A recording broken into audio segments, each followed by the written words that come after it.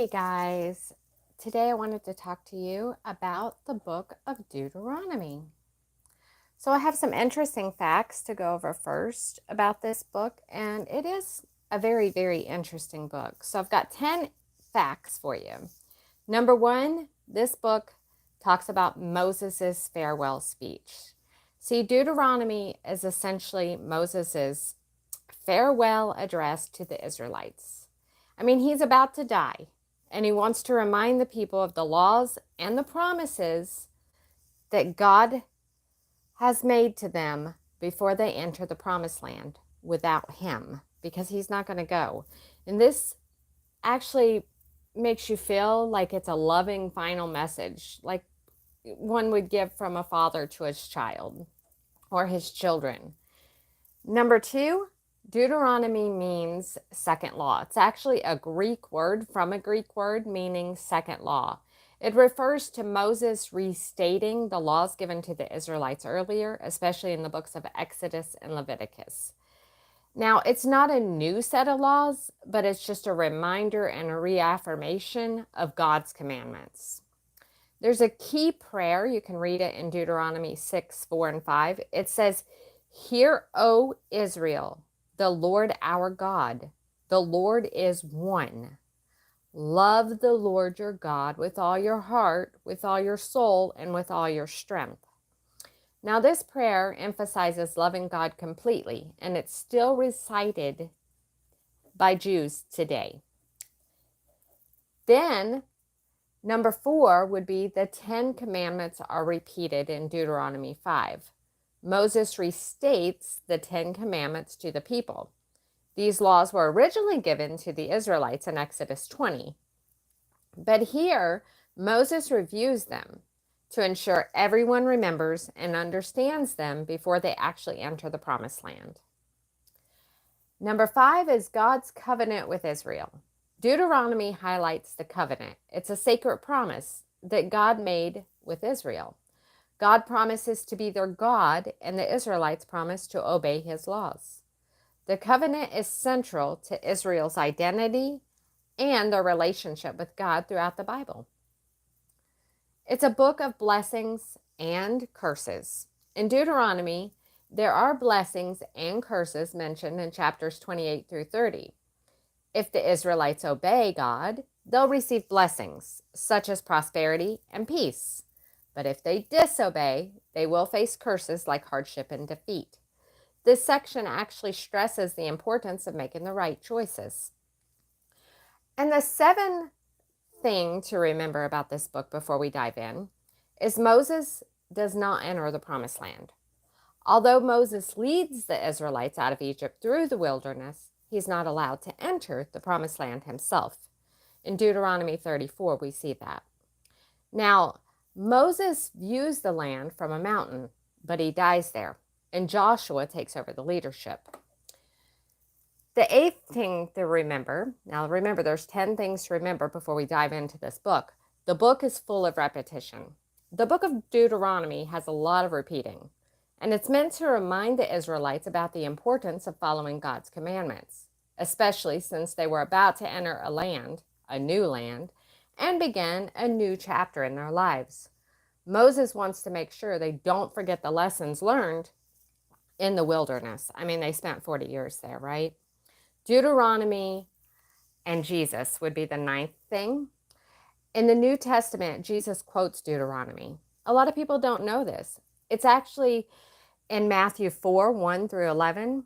Multiple times Jesus is quoting Deuteronomy, especially when he's tempted by Satan in the wilderness. Jesus uses verses from Deuteronomy to resist temptation and stand firm in his faith. And the 10th thing before we dive into the book, and the last thing, is it's a book for everyone. While Deuteronomy is focused on the Israelites, it actually teaches us universal and timeless lessons. The book emphasizes love, obedience, faithfulness, and the importance of passing these values on to future generations. So these facts actually show Deuteronomy is not only a book of laws, but also deeply important spiritual. Okay, so let's dive in. Let me pull up my things here. Okay, so here we go, guys. History buffs and story lovers alike. What we're about to do is embark on this epic journey through Deuteronomy. We just went over 10 highlights of the book. Now, this is the 5th book of the Bible. This is not just about reading and flipping through the ultimate, little book here. This is like life's manual for our lives today from thousands of years ago. So let's dive in because there are some pure fascinating facts here. Deuteronomy 1 through 4, the flashback. See, Deuteronomy starts with Moses giving the people a massive recap.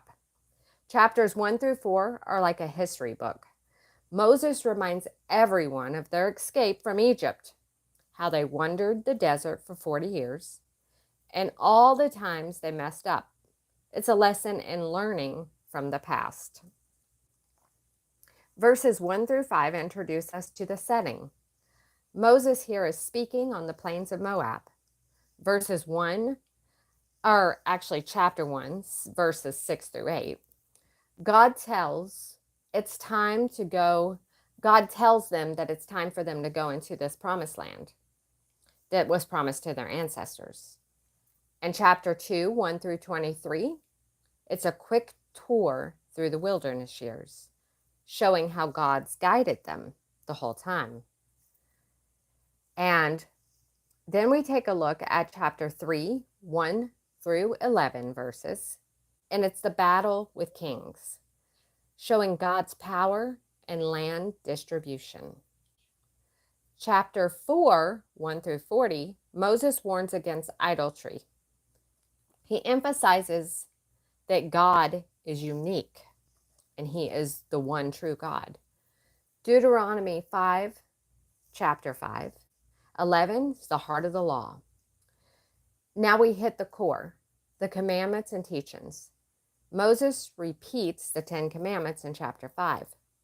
But it's not just about rules, it's about relationship with God. Chapter 5, 1 through 21, the 10 commandments are laid out, focusing on how to live with God and with others.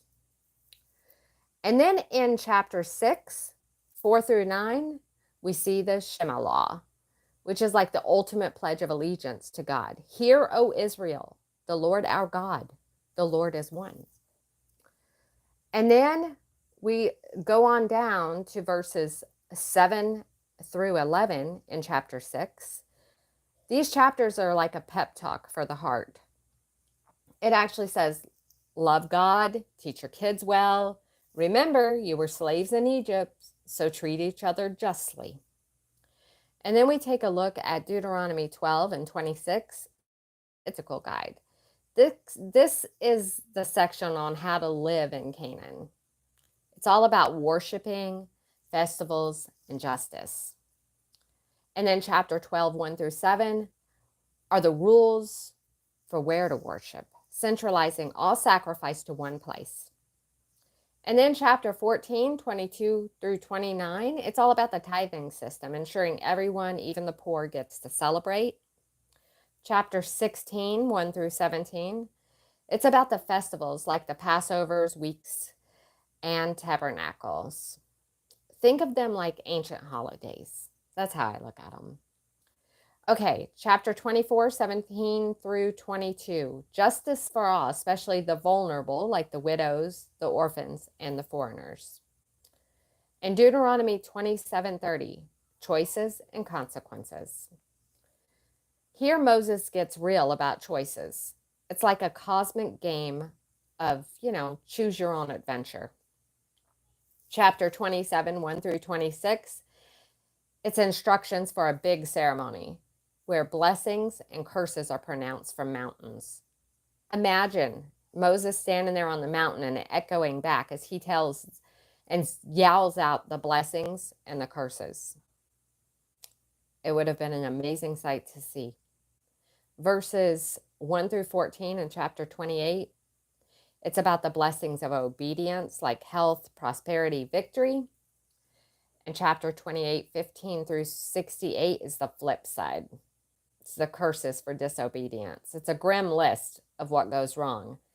So if you're interested in that, take a look at chapters 28. All those verses, the blessings of obedience, and the flip side, curses for disobedience.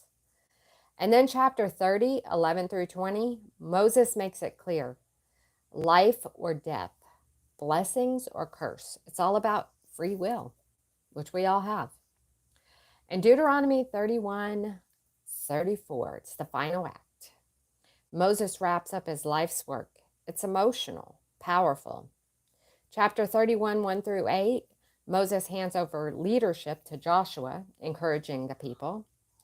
Chapter 32, we go into verses 1 through 43. It's the Song of Moses. It's a poetic reminder of God's faithfulness despite human failings.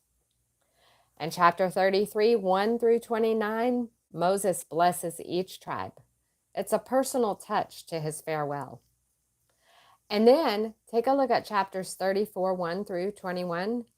Moses dies, but not before he sees the promised land from Mount Nebo. It's his legacy, a lawgiver, a prophet like no other. And thank you guys for stopping by today, because there you have it, Deuteronomy. It's the second giving of the law, a blend of history, heart, and hope for a community and for us. As we even step into our future, we can look back on these timeless lessons. And remember, these stories and these laws, they didn't just shape a nation, but our understanding was shaped by them. Community, justice, and faith. Thanks for joining the journey through one of the oldest texts in human histories. Okay, guys, stay curious, keep learning. See you in the next video.